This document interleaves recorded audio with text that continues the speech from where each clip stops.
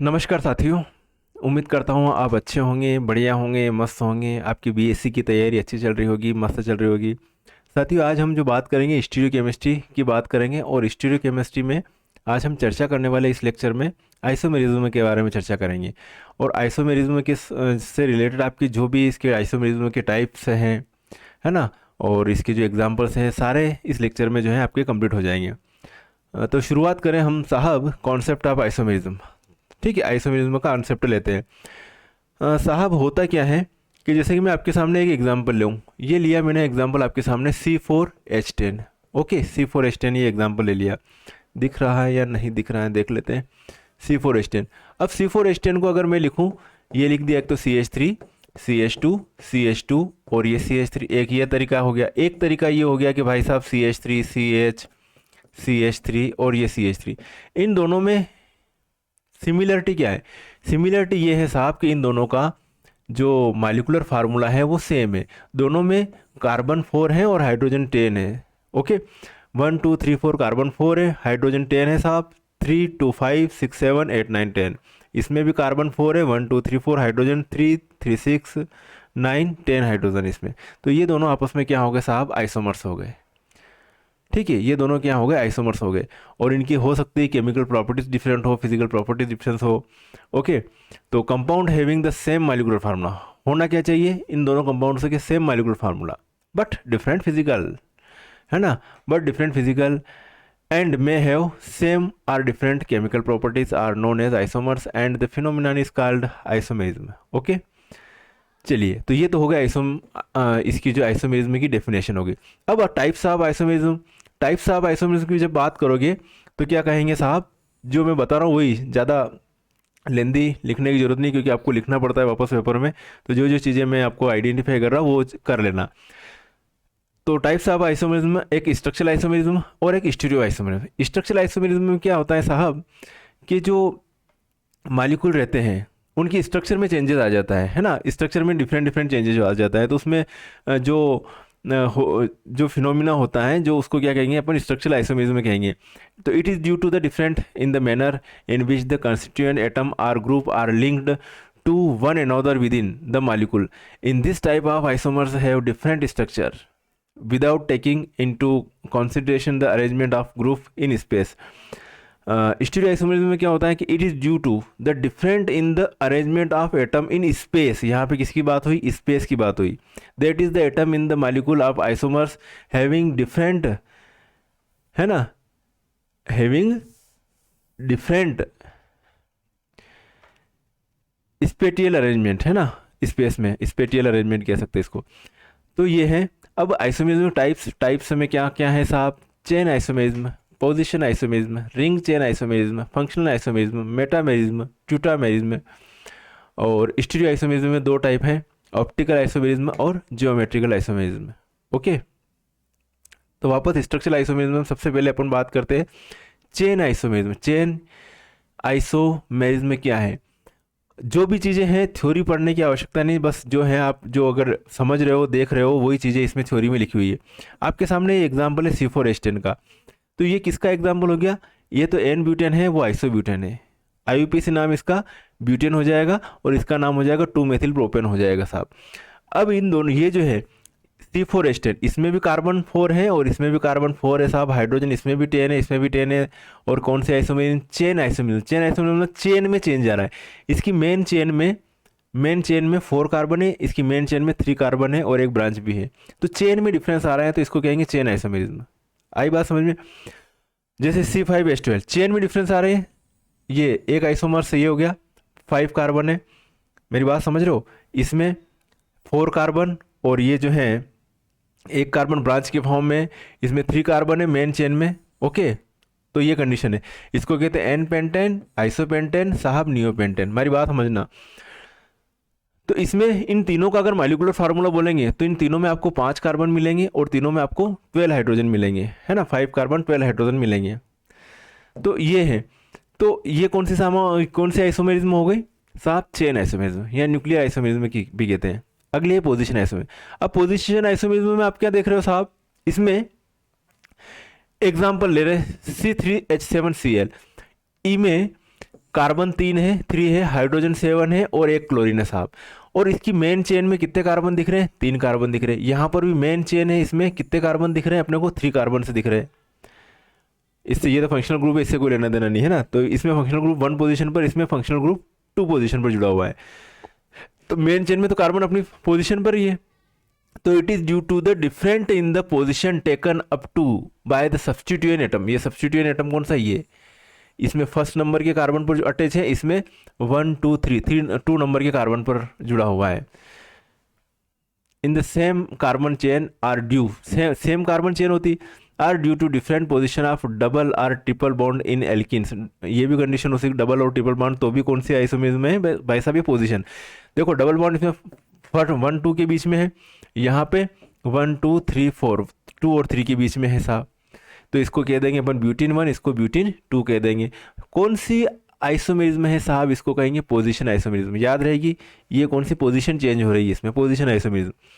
आगे बढ़ा साहब, और भी एग्जाम्पल दे रखे हैं, है ना। इनमें पोजीशन चेंज, 1 2 पोजीशन, इसमें 1 3, इसमें 1 4, पोजीशन आइसोमेरिज्म। अगली है रिंग चेन आइसोमेरिज्म। ध्यान से देखना, रिंग और चेन साहब, आपने एग्जाम्पल लिया C3H6, अणु में भी कार्बन 3 है, हाइड्रोजन 6 है, C3H6 है। ई में भी कार्बन 3 है, हाइड्रोजन 6 है, C3H6। अरे हो क्या रहा है साहब? हो क्या रहा है? अठीने रिंग अठीने दे रखी, चेन अठीने दे रखी है, तो रिंग चेन आइसोमेरिज्म हो गई, रिंग चेन।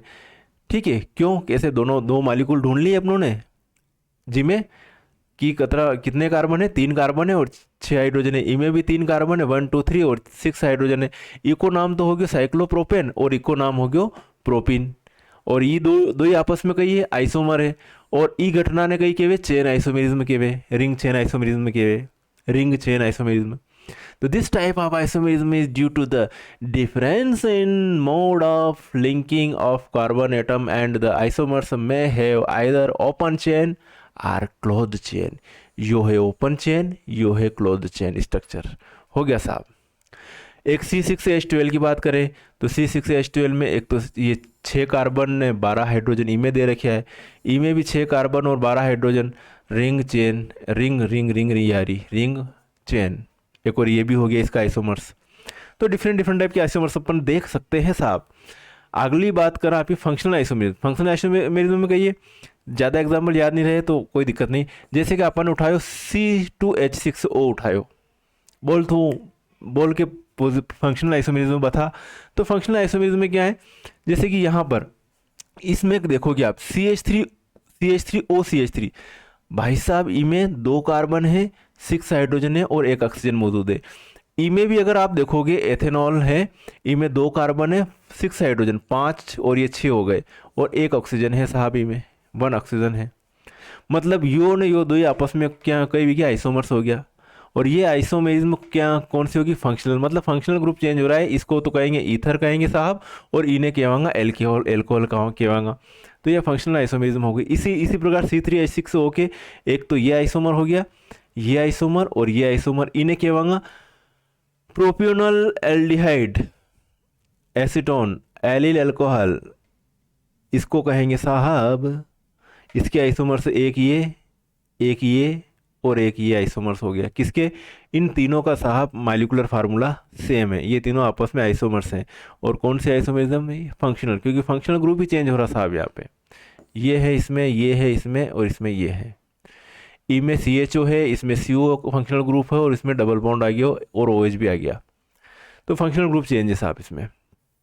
आगे बढ़ा साहब, बात कर रहा मेटामेरिज्म। मेटामेरिज्म में अगर अपन बात करा कि एक एग्जाम्पल लिया अपन C4H10O को, मेरी बात सुनना, C4H10O का, इसमें क्या मेटामेरिज्म फंक्शनल ग्रुप सेम है साहब, लेकिन जो अटैच होंगे उस फंक्शनल ग्रुप से ऑक्सीजन से डिफरेंट टाइप से एल्किल ग्रुप जुड़ जाएंगे। जैसे कि इधर तो CH3 जोड़ दिया, इधर ये जोड़ दिया, और इधर C2H5 और इधर C2H5, ई में CH3 और इसमें C3H7। अगर बात करांगा तो तीनों के अंदर कितने कार्बन मिलेंगे? 4 कार्बन, 1 और 3 4, 1 2 3 4, 2 और 2 4, दोनों में 4 कार्बन मिल रहे, हाइड्रोजन 10 मिल रहे, 7 3 10, 3 3 6, 3 9 10, 5 5 10 हाइड्रोजन मिल रहे साहब। आएगी बात समझ में? आएगी बात? आगे बात, तो ये जो है ये कौन सी आइसोमेरिज्म है, मेटामेरिज्म कहते हैं इसको। इसी टाइप से एक एग्जांपल और ये दे रखा है जिसमें डिफरेंट डिफरेंट टाइप के फंक्शनल ग्रुप है, डिफरेंट सेम फंक्शनल ग्रुप है और डिफरेंट डिफरेंट टाइप से एल्किल ग्रुप दे रखे हैं यहाँ पे। तो हमारी बात समझ में आएगी होगा। इन्हें कहवे मेटामेरिज्म। आगे बढ़ा, टाउटोमेरिज्म है ना। टाइटोमेरिज्म क्या होता है, इमे यो वेवे कि इसमें कोई फंक्शनल ग्रुप है साहब, है ना, ये सी एन है, तो चेंजिंग हो रहा है साहब, इसमें ये चेंज हो रहा है कि ये सी एन किस में चेंज हो गया, एन सी में चेंज हो गया, हाइड्रोसाइनिक एसिड आइसोहाइड्रोसाइनिक एसिड बन गया साहब, साइनाइड आइसोसाइनाइड में कन्वर्ट हो गया। तो ये जो चीज़ है इसको क्या कहेंगे अपन, टाउटोमेरिज्म कहेंगे। क्या कहेंगे, टाउटोमेरिज्म। ओके, नेक्स्ट है, ये हो गया आइसोमेरिज्म के बारे में। ये सारी चीज़ें अपनों ने कर ली, चलो, है ना, बाकी छोड़ सकते हो, जो बताया वो कर लेना। अब बात करें element of symmetry, symmetry elements. तो symmetry element different different type के होते हैं। 3 सिमेट्री एलिमेंट हैं यहाँ पर, a plane of symmetry, a centre of symmetry और एक एक्सिस ऑफ सिमेट्री।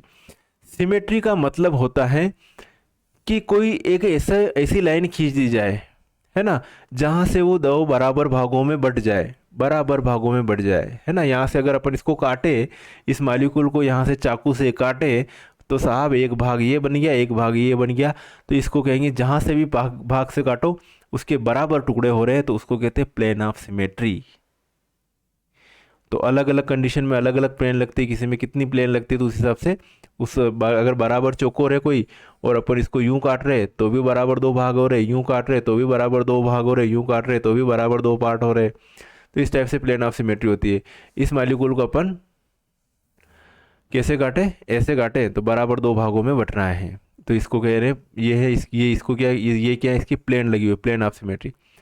तो एलिमेंट ऑफ सिमेट्री में क्या है, optical activity is accepted by compounds that do not contain any elements of symmetry. Plane of symmetry, center of symmetry, alternating axis of symmetry are known as elements of symmetry. If a compound possesses any of the elements of symmetry, it is said to be symmetric, so it does not exhibit optical activity. सबसे पहले बात करें plane of symmetry। तो plane of symmetry divides the molecule of compound into 2 equal parts, है ना। One of the halves of which appears to be the mirror image। क्या बनेगी यहाँ पर, मिरर इमेज, इसकी मिरर इमेज बन रही है ना। इसको यहाँ खड़ा कर दो, मिरर इमेज, कांच लगा दो यहाँ पे, है ना, mirror image of the other half. Thus mesotartaric acid is therefore optically inactive. अगर मिरर जैसे ही प्लेन लग गई तो ये ऑप्टिकली क्या हो जाएगा, इनएक्टिव हो जाएगा। क्या हो जाएगा, इसको कहते हैं optically inactive compound. Centre of symmetry, centre of symmetry में क्या है, आपके सामने साफ दे रखी, ये सेंटर देगा, इस सेंटर से जितने डिस्टेंस में इतना जा रहा है, तो ऐसे ही सेम ग्रुप आपको यहाँ पर मिल रहा है इतनी डिस्टेंस में। जितनी डिस्टेंस में आपको यहाँ पर हाइड्रोजन मिल रहा है उतनी डिस्टेंस में इधर मिल रहा है हाइड्रोजन, इधर चल रहे हाइड्रोजन मिल रहा है, इधर चल रहा है हाइड्रोजन, इधर चल रहे CH3 मिल रहा है, इधर चल रहे अपने को CH3 मिल रहा है। तो इसको क्या कह दिया आप लोगों ने, सेंटर ऑफ सिमेट्री। तो centre of symmetry is a point through which when an imaginary line is draw and extended to both side, जितना इधर चले उतना इधर, it meets exactly similar point in the molecule.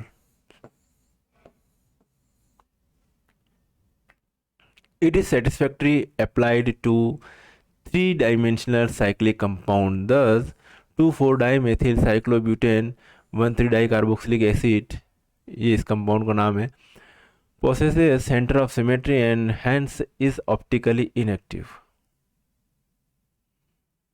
ठीक है, ये हो गया साहब। एक होती है अल्टरनेटिंग एक्सिस ऑफ सिमेट्री, है ना, alternating axis of symmetry. Alternating axis of symmetry में आप अगर ये देखो डायग्राम बनाना चाहो तो बना सकते हो। एक ये जो है पंखा लिया है ना, उस पंखे को आप घुमाते हैं, उस पंखे को अगर आप रोटेट करवाएंगे तो जैसे 360 डिग्री रोटेट करवाएंगे तो वापस वो उसी पोजीशन पर आ जाएगा। ठीक है, तो 1 फोल्ड हो गया, है ना, मतलब कितना 3 फोल्ड हो गया। अगर जैसे 2 पंखुड़ी वाला पंखा भी हो सकता है, 2 पंखुड़ी वाला पंखा भी हो सकता है, तो उसको 360 डिग्री अपन घुमाएंगे। ठीक है, तो इतना घुमाया तो इसकी जगह आ गई दूसरी पंखुड़ी वापस, जैसे ये पोजीशन है तो ये एक पंखुड़ी यहाँ पे इस है ना, ये ऐसे बीच में इसको ऐसे मान लो, तो इतना घुमाया 90 डिग्री घूम गया, 180 डिग्री घूम गया, फिर 180 डिग्री घुमाएंगे तो ये हो जाएगा। तो अगर दो पंखुड़ियाँ तो टू फोल्ड एक्सिस में वापस आ जाएगा, तीन पंखुड़ियाँ लगी तो थ्री फोल्ड एक्सिस हो जाएगा, फोर फोल्ड है तो फोर फोल्ड एक्सिस, फोर पंखुड़ियाँ लगी तो फोर फोल्ड एक्सिस हो जाएगा कि चौथी पोजीशन में वापस अपनी जगह पर आ रहा है। तो ये बात कर रहे हैं कि an alternating axis of symmetry, the molecular compounds is said to contain two fold, three fold, n fold, पांच पंखुड़ियाँ फोल्ड दो तो पांच फोल्ड हो जाएंगी, कितने भी फोल्ड हो सकते हैं। तो n fold alternating axis of symmetry when it takes two three are n similar reflected structure in a central plane perpendicular to the axis when rotate through 360 degree Celsius for a fan has three fold symmetry. अगर fan की बात करें तीन पंखुड़ियाँ लगी तो उसको क्या आएगी थ्री फोल्ड सिमेट्री, और ये किस टाइप में आ रहा है, अल्टरनेटिंग एक्सिस ऑफ सिमेट्री में आ रहा है। ओके चलिए अब बात करें साहब, आपके सामने क्वेश्चन आयो है स्टीरियोजेनिक सेंटर। कौन सा क्वेश्चन आया है, स्टीरियोजेनिक सेंटर का क्वेश्चन आया है। बड़ा मस्त चैप्टर है ये, और इस चैप्टर में जो है ऑर्गेनिक केमिस्ट्री अच्छी है, सरल सरल क्वेश्चन है, ज़्यादा कॉम्प्लिकेटेड भी नहीं है इसमें।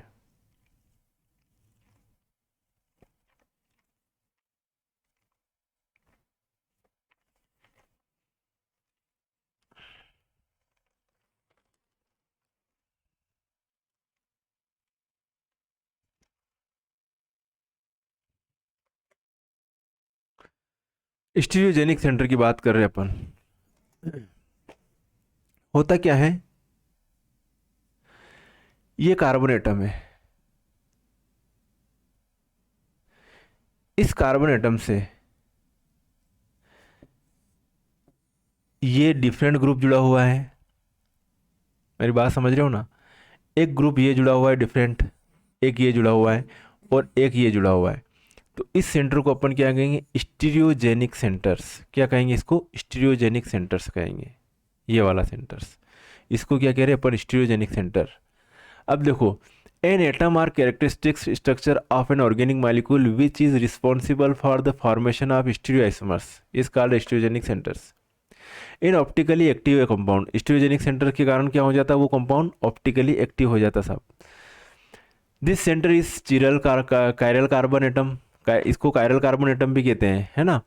ए chiral carbon atom or chiral centre is responsible for an organic compound to exhibit isomerism whereas unsymmetrically substituted carbon carbon double bond in a molecule is responsible for geometrical isomerism. किसके लिए responsible है ये, geometrical isomerism के लिए।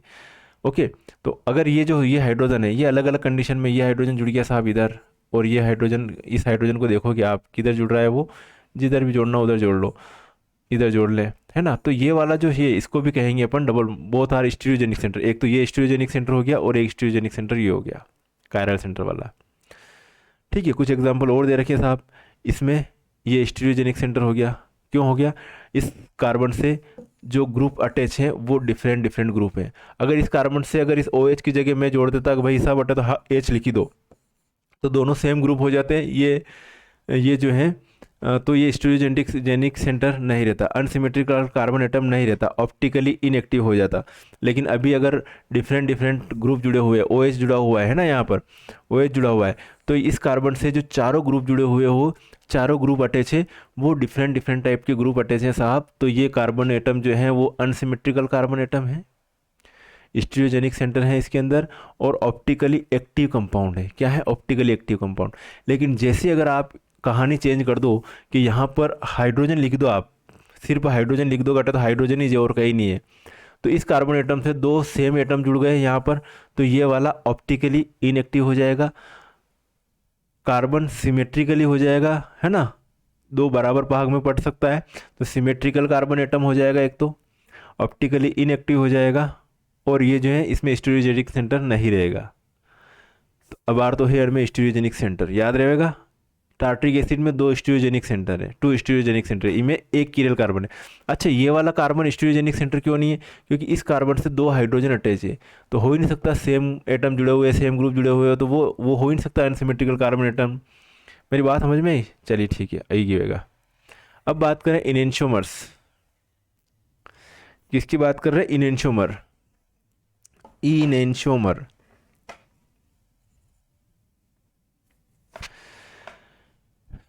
मतलब, enantiomer मतलब इसकी mirror image बन रही है साहब इस कंपाउंड की। ठीक है, सेम टू सेम। हाइड्रोजन क्या हमें, हाइड्रोजन बैठो तो कोई, हमारी बात समझ में आई? हाइड्रोजन क्या हमें, हाइड्रोजन है, COOH के सामने COOH है, OH इधर है तो OH इधर भी पीछे है, CH3 यहाँ है तो CH3, यानी कि सेम डिक्टो डिक्टो खड़े हो जाओ साहब, मिरर इमेज बन रही है। तो इनको क्या कहते हैं जो मिरर इमेज बनाते हैं? दिख रहे सेम टाइप के, क्या ये आइसोमर्स हैं? हाँ साहब, ये आइसोमर्स हैं। किस टाइप के आइसोमर्स हैं? इनेंशियो आइसोमर्स हैं, इनेंशियोमर्स कहते हैं इनको। The compound which are related to each other as object and mirror image but do not super impose.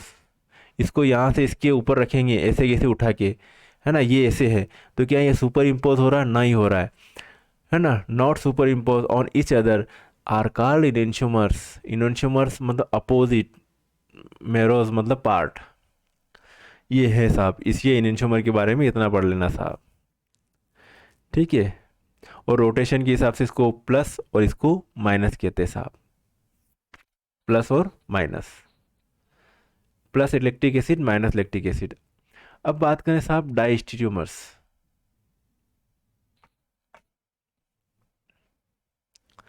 किसकी बात कर रहे हैं साहब? डाइस्टीरियोमर्स।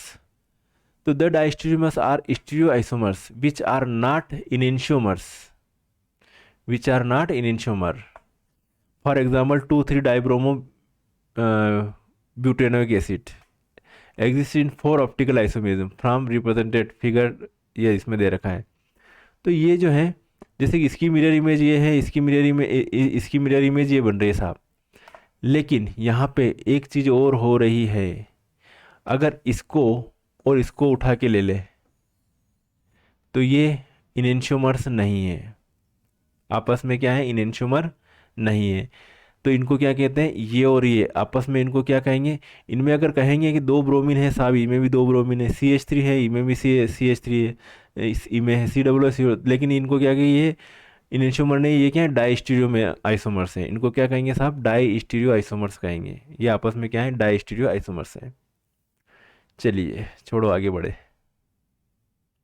एक होते हैं साहब थ्रियो और एरिथ्रो कंपाउंड, याद रखना। थ्रियो और एरिथ्रो कंपाउंड किसको कहते हैं? तो होता क्या है, आपने साहब ये कोई कंपाउंड ले लिया है ना, OH है यहाँ पर और यहाँ पर OH है साहब। ठीक है, इस कंपाउंड में ये H है ना, ये फंक्शनल ग्रुप सेम साइड में है, same functional group same side में बैठा हुआ है, तो इसको कहेंगे एरिथ्रो। इस टाइप के समावयव को कहेंगे एरिथ्रो, कहेंगे D- एरिथ्रो। और इस कंपाउंड को क्या कहेंगे? ये जो है इसमें अपोजिट साइड में ग्रुप जुड़े हुए हैं, जैसे Br अपोजिट साइड में, तो ये है, ये H लिख दिया यहाँ पे, तो इसको क्या कहेंगे? Threo isomer, threose. और ये क्या है? Erythrose isomer. तो लिखा हुआ है साहब यहाँ पे कि erythro and threo are used, है ना, in order to distinguish mirror image pairs of compounds of types of CABD या CAB परफिक्स। अगर ये कंडीशन हो, मतलब जो कोई कंपाउंड दे रखा है आपके सामने और उस कंपाउंड में सेम ग्रुप सेम साइड में हो, तो उसको क्या कहेंगे अपन? एरिथ्रो। सेम ग्रुप एक दूसरे के अपोजिट साइड में हो तो उसको क्या कहेंगे? थ्रियो आइसोमर्स कहेंगे, है ना। Erythro and threo are used in erythro two similar groups जैसे AA and BB eclipsed each other in conformation, where as in threo, है ना, it is not possible. These names have been taken from erythrose and threose, है ना। तो इनको जो है क्या कहेंगे? एरिथ्रो में सेम साइड, थ्रियो में एक दूसरे के अपोजिट। अब बात करते हैं मेजो कंपाउंड। कौन सा कंपाउंड देख रहे साहब? मेजो compounds. Meso.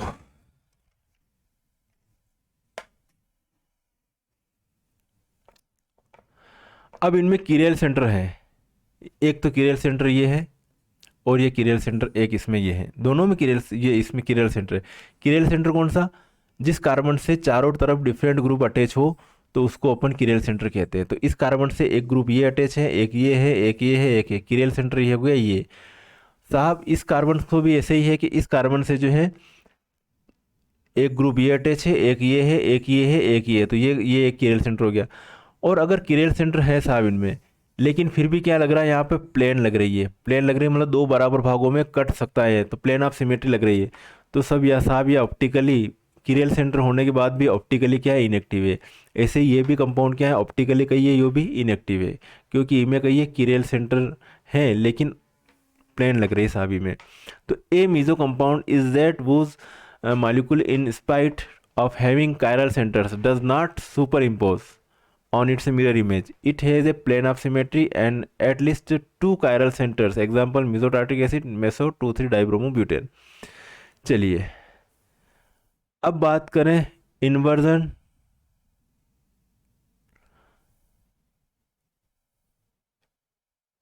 Inversion okay, Walden inversion and retention.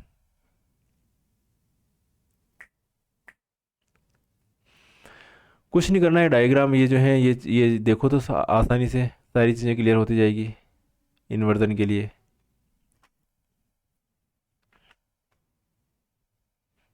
Inversion में क्या हो रहा है साहब, आपने PCl5 दिया कि क्लोरीन निकलेगा यहाँ से और क्लोरीन किसी को प्रतिस्थापित करेगा।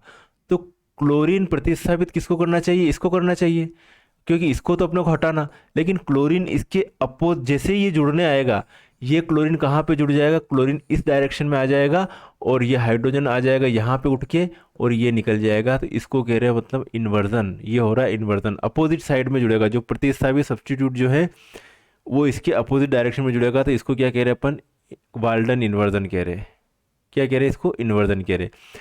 अब देखो यहाँ पर इसमें इसकी इसकी जो रिएक्शन वापस Ag2O के साथ में करवा रहे साहब, मेरी बात समझना।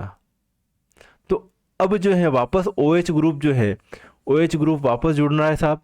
तो OH ग्रुप जिस साइड पे ये प्रतिस्थापी लगा हुआ है, क्लोरीन लगा हुआ है, उसी साइड में OH ग्रुप जोड़ दिया, ये जोड़ दिया, इसको कह रहे हैं अपन रिटेंशन। फिर वापस इन्वर्जन हो रहा है, इन्वर्जन हो रहा है साहब कि अगली कंडीशन में फिर क्लोरीन भेजा अपनों ने, तो क्लोरीन कहाँ जुड़ेगा, इधर जुड़ेगा और ये हाइड्रोजन आएगा साहब यहाँ पर, हाइड्रोजन आ जाएगा अठिने और OH भी जाएगा आउट, तो आपको ये मिल गया।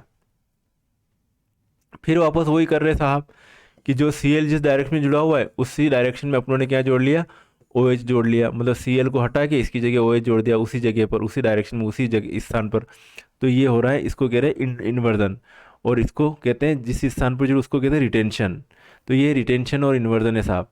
तो when a chemical reaction a substituent attached to an asymmetrical carbon atom is replaced by another atom or group, then there may be change also in the configuration of the resulting product. configuration change हो जाएगा in comparison to the reactant. This is called Walden inversion. इसको क्या कहेंगे, Walden inversion। Change हो गया Walden inversion। मेरी बात समझ में आ गई। और optical inversion and is represented by a looped arrow. It is characteristics of SN2 reaction. However, when the substituent at the asymmetric carbon atom is not accompanied by change in the configuration, it is called retention. उसको क्या कहेंगे, retention. तो मेरे हिसाब से समझ में आ गया रिटेंशन और इन्वर्जन, तो दोनों चीज़ें मैंने करवा दी। तो आज के लिए इस लेक्चर में जो है इतना ही काफ़ी है।